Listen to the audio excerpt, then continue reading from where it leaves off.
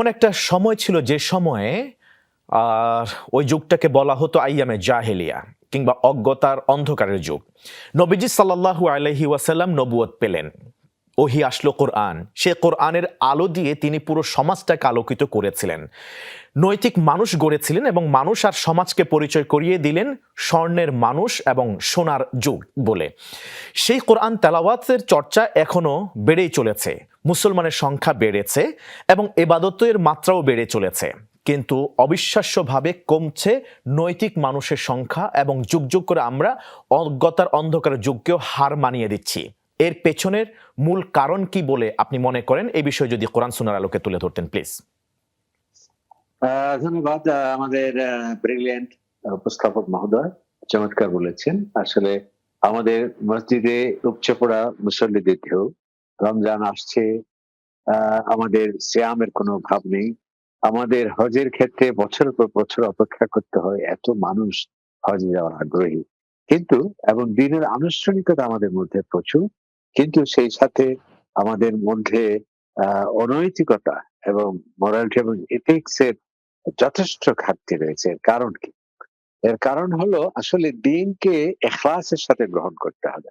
দিন তো এমনটি না যে যান্ত্রিক মতো যে সবকিছু লাগিয়ে দিলাম, স্টার্ট দিলাম, অন হয়ে গেল, না। আপনাকে ইখলাস থাকতে হবে। সেজন্য আল্লাহ তাআলা বলছেন, ওই যে আছে না, ওয়াকালাতিল আরাবু, লোকেরা এসে বলল আমান্না, আমরা ঈমান এনেছি, আমরা তো মুসলিম, আমাদের নীতি নৈতিকতা অনেক ভালো। আল্লাহ তাআলা বললেন, কুল্লাম তুমিনা, হে নবী আপনি বলুন যে তোমরা জাস্ট এটি রূপক করতে বলছো, মৌখিক ভাবে বলছো। ওয়ালাম্মা ইয়াদখুল ঈমানু ফি কুলুবিকুম, তোমরা জাস্ট স্লোগান দিয়েছো, ঈমানের মূল মন্ত্র তোমাদের অন্তরে, মনে, মগজে এখনো প্রবেশ করে। সুতরাং ঈমানের নামাবলী গায়ে পরিধান করলেই তো দিন চর্চা হয় না।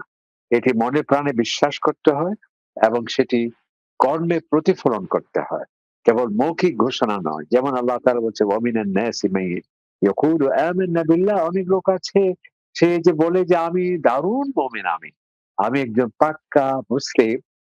আল্লাহ তাআলা বলছে ওয়ামা হুম বিমুমিনিন, সে জাস্ট মৌখিক ঘোষণা দিচ্ছে, আসলে প্রকৃত অর্থে সে মুমিন নয়।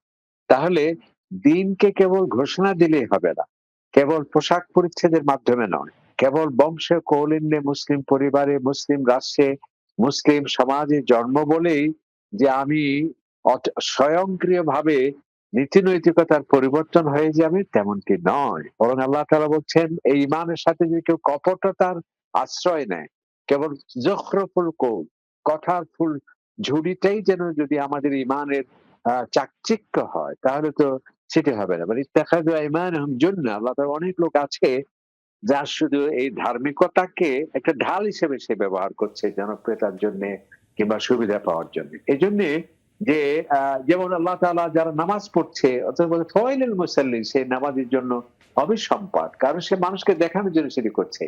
এজন্যে আমরা প্রকৃততে ইখলাস থাকতে হবে এবং প্রকৃত অর্থে যদি আমরা নামাজ আদায় করি, প্রকৃত অর্থে যদি আমরা কোরআন কারীম তেলাওয়াত করি, কেবল সুরেল কণ্ঠে মানুষকে শিল্পী হিসেবে জাহির করার জন্য নয়, কেবল বক ধার্মিক হিসেবে মানুষের কাছে হোয়াইট কালার ক্রিমিনাল যাতে আমি না হই, কোরআন এবং সুন্নাহকে যথাযথভাবে যদি আমরা পালন করি, অবশ্যই নীতি নৈতিকতা আমাদের মধ্যে আসবে। আর যদি কেবল গ্রামার মেনটেন করি, ওই যে আল্লাহ রাসূল বলেছেন যে রুব্বা কায়েম, অনেক সারা রাত্রি ইবাদত করে, লাইসা লাহু মিন কিয়ামিল সাহর, বিনিদ্র রাত্রি যাপনের কষ্ট ছাড়া সওয়াবের লেশ মাত্র নেই।